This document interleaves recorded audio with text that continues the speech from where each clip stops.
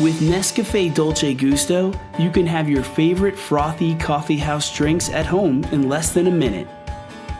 When choosing your flavor, the more traditional black coffees like the Americano use 1 capsule, and specialty coffees like cappuccinos and lattes use 2 capsules.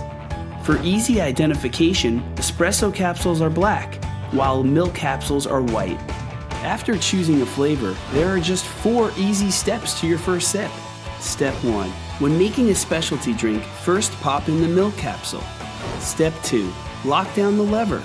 Step 3. Scroll to match the corresponding bars on the capsule. And step 4. Just press the hot or cold button depending on what drink you're making. Did you know Dolce Gusto espresso machines brew iced drinks as well? Now repeat the steps using the premium roast and ground espresso capsule, scrolling to the corresponding bars to brew the espresso shot to complete your layered latte macchiato.